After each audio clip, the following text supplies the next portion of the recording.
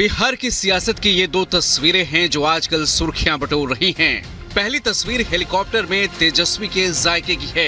मछली खाते और फिर संतरा खाते तेजस्वी के जायके पर खूब सियासत हुई थी। दूसरी तस्वीर है जहां तेजस्वी अपने पांव पर ठीक से नहीं चल पा रहे, खड़े तक होने में तकलीफ हो रही है। सहारे के साथ मुश्किल से अपनी गाड़ी में बैठे तेजस्वी।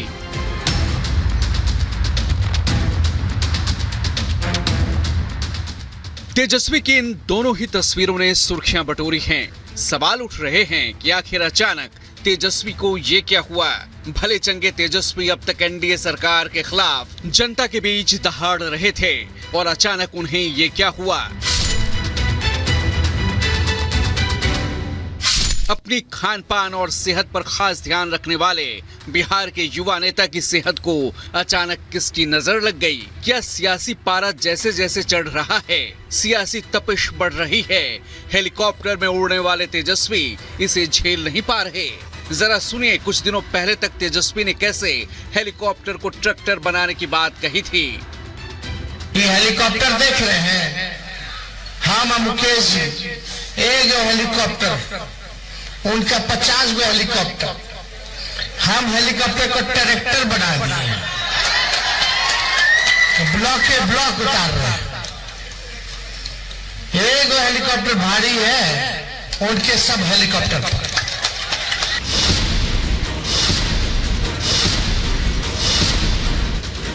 अब तेजस्वी से ठीक से चला नहीं जा रहा। हेलीकॉप्टर में उड़ने के बाद भी जनता के सामने लगातार रैलियों का बोझ तेजस्वी नहीं झेल पाए और उनकी सेहत ने मानो जवाब दे दिया।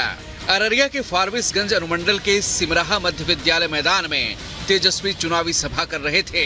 अचानक उनकी तबीयत बिगड़ गई। तेजस्वी ने मुकेश सहनी के बाद मंच संभाला था, कई वादे किए थे, सही तरीके से भाषण खत्म किया और अचानक फिर लड़खड़ाने लगे। जैसे ही माइक से हटे शरीर लड़खड़ाने लगा और देखते ही पास में मौजूद कार्यकर्ताओं ने तेजस्वी को संभाला।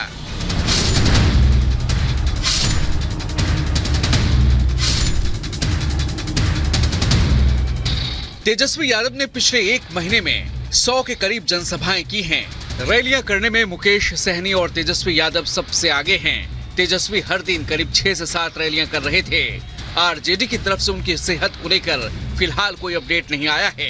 तेजस्वी से पहले नितिन गडकरी की भी तबीयत प्रचार के दौरान मंच पर बिगड़ गई थी। जाहिर है राजनीति की ये डगर आसान नहीं है। जनता से जीत का आशीर्वाद लेना जितना मुश्किल है, उससे ज्यादा मुश्किल है अलग अलग क्षेत्रों में जनता के बीच पहुंचना। और भीषण गर्मी के बीच चुनाव प्रचार इतना आसान भी नहीं। वैसे जिस अंदाज में पीएम मोदी चुनावी प्रचार कर रहे हैं और करते आ रहे हैं, वैसा कर पाना बड़े बड़ों के लिए मुश्किल है। Bureau report, Republic Bharat.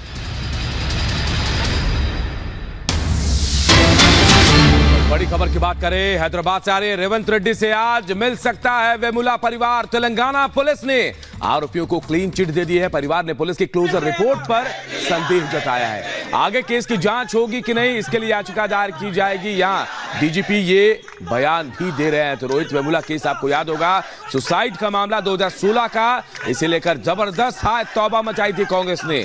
लेकिन अब कांग्रेस की ही सरकार ने इस मामले में पूरी तस्वीर साफ कर दी है। क्लोजर रिपोर्ट दाखिल कर दी गई है और जो आरोपी थे उनको छोड़ दिया गया है। ये जानकारी मिल रही है, बताया जा रहा है कि रोहित ने फर्जी तरीके से एसटी जाति का प्रमाण पत्र बनाया था। रोहित वेमुला दलित नहीं था और अब आज रोहित वेमुला का परिवार जो है, जो रेवंत रेड्डी हैं, जी हां, तेलंगाना के जो मुख्यमंत्री हैं, उनसे मुलाकात करेंगे। हालांकि इस पर देखिए खड़गे ने चुप्पी साध ली है। मल्लिकार्जुन खड़गे, जी हां, कांग्रेस के राष्ट्रीय अध्यक्ष, उनसे सवाल भी पूछा गया लेकिन उन्होंने कोई जवाब नहीं दिया इसका।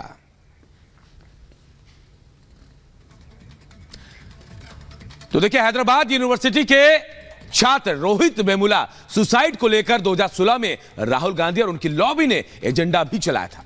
कल उसी एजेंडे को तेलंगाना के कांग्रेस सरकार ने एक्सपोज करके रख दिया। पुलिस ने जांच के बाद केस को बंद कर दिया और अपनी क्लोजर रिपोर्ट में पुलिस ने दावा किया कि रोहित वेमुला दलित था ही नहीं। रोहित ने फर्जी तरीके से एससी का जाति प्रमाण पत्र बनाया। उधर क्लोजर रिपोर्ट से बेनकाब होने के बाद कांग्रेस शासित तेलंगाना के डीजीपी ने कहा कि परिवार की मांग पर केस की दोबारा जांच के लिए कोर्ट में याचिका दाखिल की जाएगी। रिपोर्ट आप सबको दिखाते हैं।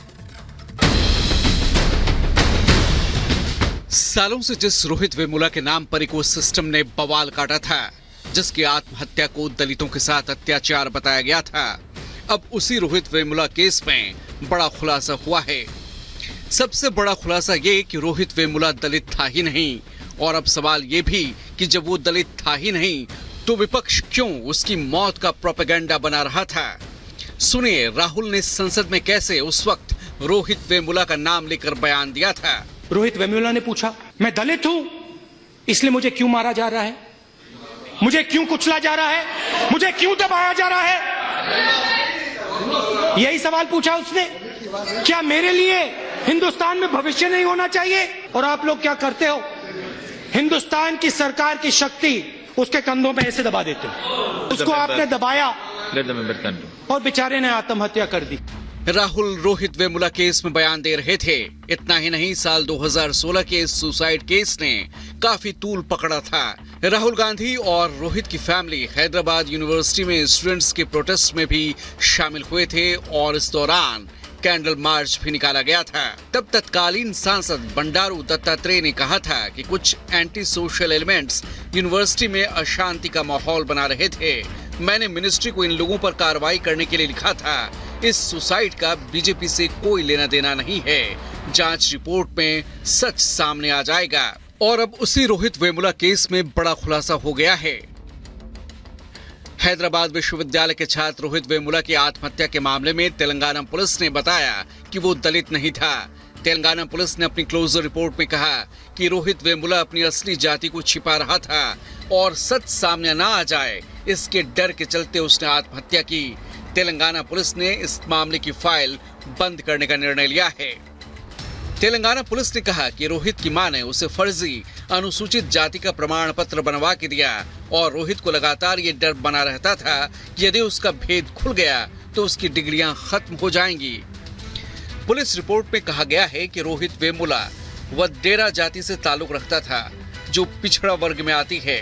रिपोर्ट में कहा गया है कि रोहित वेमुला की मौत के लिए कोई अन्य जिम्मेदार नहीं। ये भी बताया गया कि रोहित वेमुला की जाति की असल पहचान के लिए जब उनकी मां राधिका से डीएनए टेस्ट के विषय में बात की गई तो उन्होंने कोई जवाब नहीं दिया।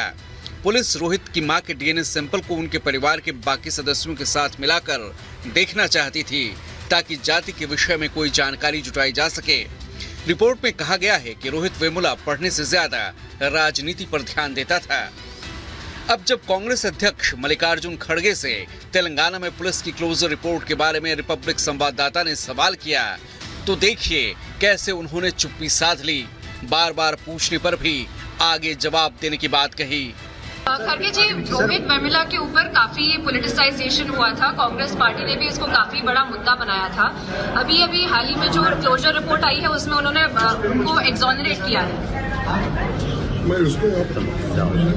पर सर कांग्रेस ने भी ये मुद्दा उठाया था सर,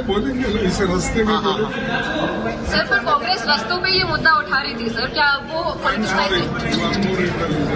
वहीं तेलंगाना डीजीपी ने कहा कि रोहित का परिवार क्लोजर रिपोर्ट से असंतुष्ट है, इसलिए आगे और जांच की जाएगी और इसके लिए कोर्ट से अनुमति भी मांगेगी पुलिस। वहीं इस पर अब सियासत भी शुरू हो गई है।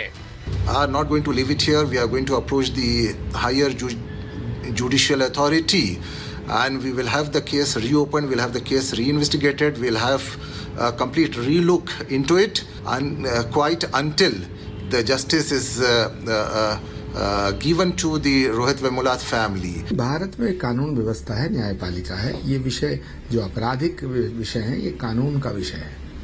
मुझे उस विषय में ज्यादा जानकारी नहीं है, लेकिन मैं इतना जरूर जानता हूं कि भारत की न्यायपालिका एक स्वतंत्र न्यायपालिका है। भारत में जो एजेंसियां हैं वो निष्पक्ष जांच करेंगी और उसका दूध का दूध और पानी का पानी हो जाएगा। अगर कोई दोषी है उसे सजा मिलेगी, अगर कोई निर्दोष है तो बात करें। दरअसल रोहित वेमुला समेत उनके संगठन पर आरोप लगा था कि वो आतंकी याकूब मेमन की फांसी का विरोध कर रहे थे। इस पूरे मामले के बीच रोहित वेमुला को दलित छात्र के रूप में पेश किया गया था और उसकी आत्महत्या का जिम्मेदार सरकारी नीतियों को बताया गया था। हालांकि अब पुलिस की जांच में सामने आ गया है कि रोहित ना तो दलित था और ना ही उसने किसी से परेशान होकर आत्महत्या की थी। Bureau report, Republic Bharat.